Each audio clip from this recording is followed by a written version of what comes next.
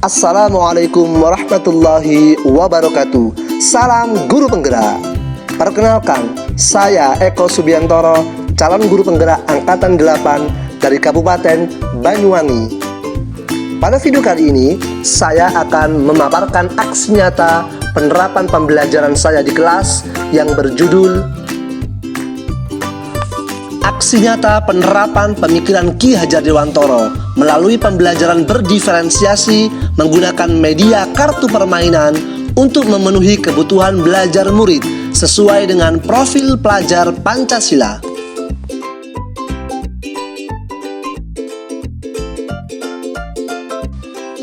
Adapun pemikiran dari Ki Hajar Dewantoro, yang pertama, merdeka belajar. Yang kedua, kodrat alam dan kodrat zaman. Yang ketiga, berpihak pada murid. Yang keempat, konsep menuntun.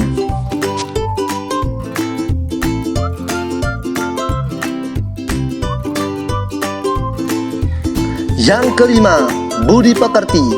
Yang keenam, konsep petani. Yang ketujuh, bukan tabula rasa. Dan yang kedelapan, trilogi pendidikan.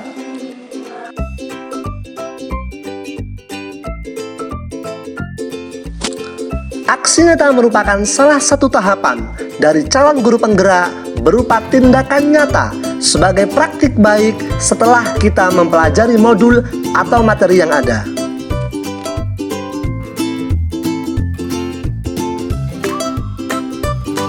Beberapa tujuan dari aksi nyata sebagai berikut. Yang pertama, menciptakan pembelajaran yang menyenangkan dan berorientasi pada peserta didik.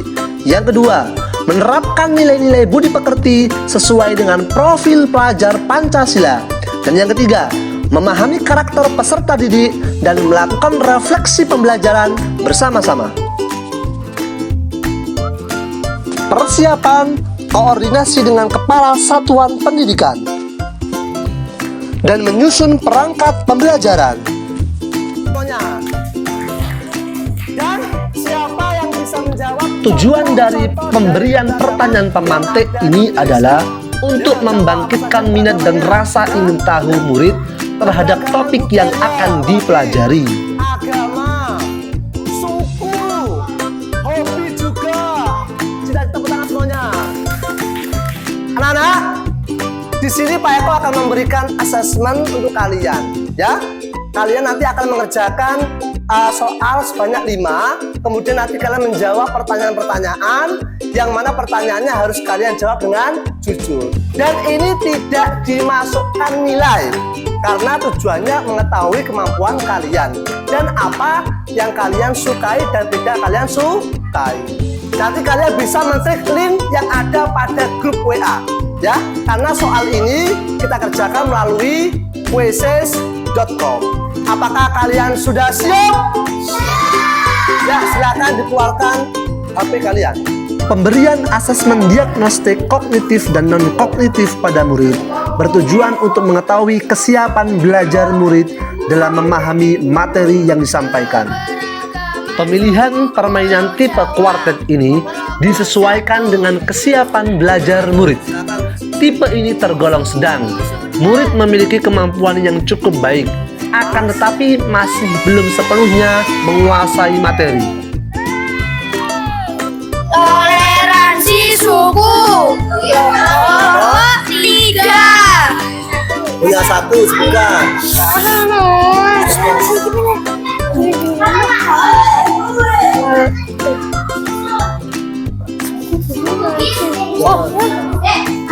Menjunjung tinggi nilai kemanusiaan. Tuh, ya.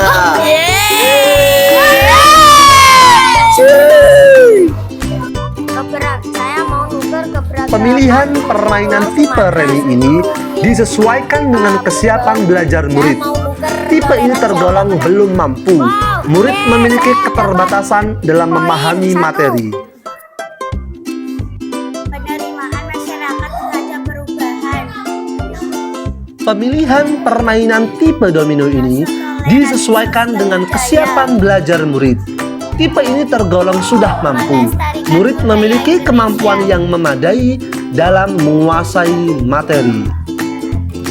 Masuk toleransi sosial.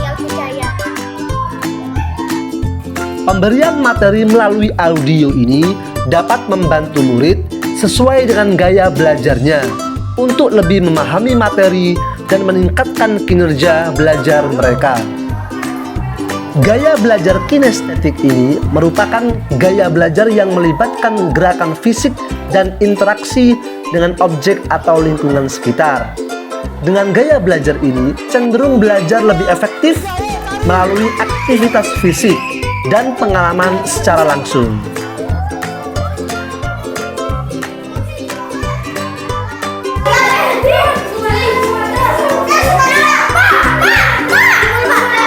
Kalau satu kumpul taruh sini, taruh sini. Taruh sini.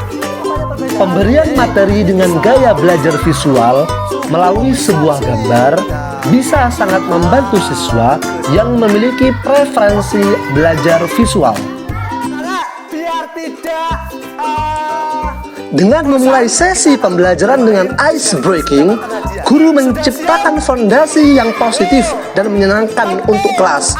Ini membantu meningkatkan motivasi siswa, mengurangi kecemasan, dan memperkuat rasa saling percaya dan kerjasama di antara peserta didik yang lain.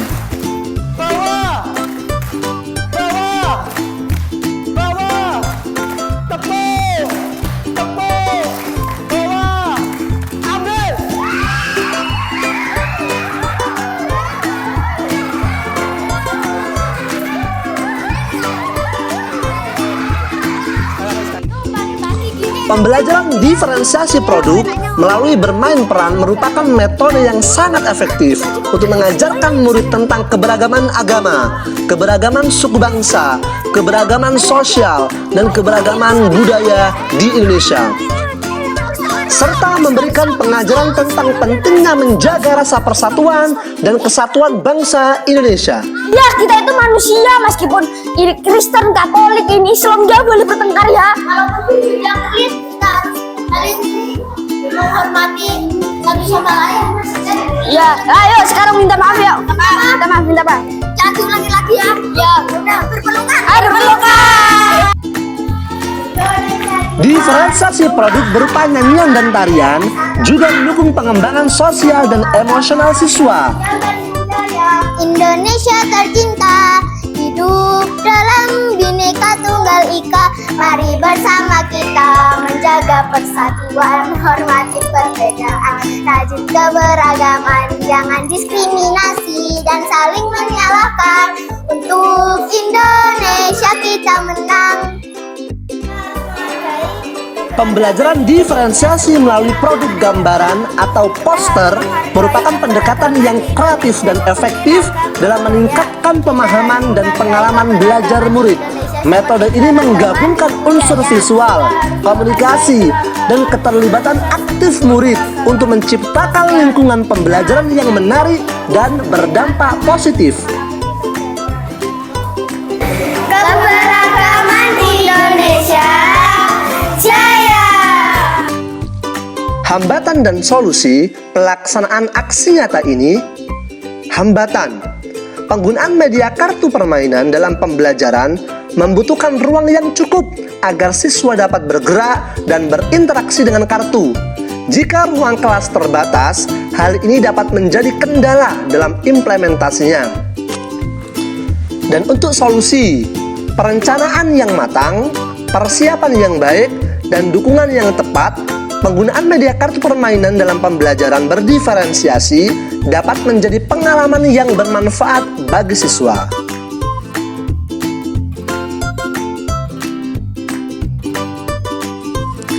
Dan hasil aksi nyata yang saya lakukan di dalam kelas, yang pertama, penggunaan media kartu permainan dapat membuat pembelajaran lebih menarik dan interaktif bagi siswa. Hal ini dapat mendorong keterlibatan siswa secara aktif dalam proses belajar mengajar.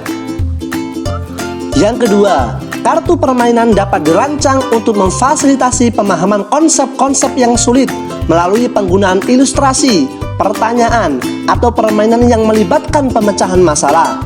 Siswa dapat belajar dengan bermain dan secara alami memperdalam pemahaman mereka tentang materi pembelajaran. Yang ketiga, Media kartu permainan memungkinkan guru untuk menyediakan tantangan yang sesuai dengan tingkat pemahaman individu siswa. Kartu-kartu permainan dapat disusun dengan tingkat kesulitan yang berbeda, sehingga memungkinkan siswa bekerja pada tingkat yang sesuai dengan kemampuan mereka. Ini memungkinkan diferensiasi pembelajaran, di mana setiap siswa dapat mengatasi tantangan yang sesuai dengan kemampuan mereka sendiri. Dan yang keempat, kartu permainan dapat digunakan untuk mendorong kolaborasi antar siswa. Misalnya, siswa dapat bermain dalam kelompok kecil, berdiskusi tentang jawaban yang benar, dan saling membantu dalam memahami konsep-konsep yang sulit. Hal ini dapat meningkatkan kemampuan komunikasi dan kerjasama antar siswa. Yang kelima, penggunaan media kartu permainan dalam pembelajaran dapat meningkatkan motivasi siswa. Aktivitas yang menyenangkan dan interaktif dapat membuat siswa merasa lebih terlibat dan bersemangat dalam proses belajar. Mereka dapat menikmati tantangan dan persaingan yang sehat saat bermain kartu permainan. Dan yang keenam, media kartu permainan dapat digunakan sebagai alat evaluasi formatif. Dalam permainan kartu, guru dapat melihat bagaimana siswa menerapkan konsep dan memecahkan sebuah masalah. Hal ini dapat memberikan umpan balik langsung kepada siswa tentang pemahaman mereka dan membantu guru mengidentifikasi area yang memerlukan perbaikan. Sebagai upaya rencana tindak lanjut, saya akan melakukan inovasi pembelajaran yang jauh lebih baik lagi dan menarik. Meningkatkan kolaborasi dengan rekan sejawat, berbagi pengalaman terkait proses pembelajaran dengan rekan sejawat. Menurut saya, pembelajaran yang dilakukan oleh Pak Eko Subiantoro itu sangat menginspirasi teman-teman yang ada di SDN 1 Sumber Baru khususnya, karena dengan beliau menggunakan media kartu pembelajaran itu sesuai dengan kesiapan siswa, sehingga siswa mudah memahami, menyenangkan, dan sangat meningkatkan hasil belajar siswa. Terima kasih Pak Eko, dan semangat terus dalam mengembang pendidikan. Saya sangat senang sekali saat bermain kartu karena kita bisa sambil belajar dan juga kita bisa mempelajari tentang suku-suku dan hal yang penting. Dan juga saya sangat senang saat bermain dengan teman-teman yang lain karena semakin ramai.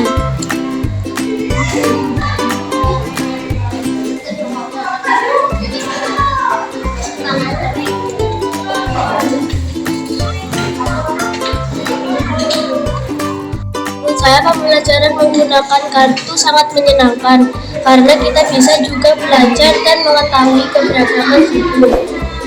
Saya sangat menyukai permainan kartu ini karena kita bisa memahami hal-hal yang penting di kartu tersebut. Saya juga senang saat bermain bersama teman-teman karena permainan tersebut sangat seru. Saat permainan kartu itu saya sangat senang karena permainan kartu itu bukan hanya belajar tetapi juga bermain game. Alasannya adalah di dalam kartu gambar tersebut saya bisa mengetahui keberagaman suku.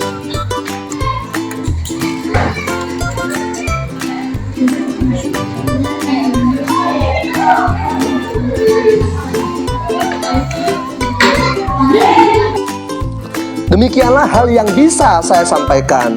Kurang lebihnya mohon maaf yang sebesar-besarnya. Jangan lupa subscribe, like, comment, and share. Wassalamualaikum warahmatullahi wabarakatuh. Salam guru penggerak.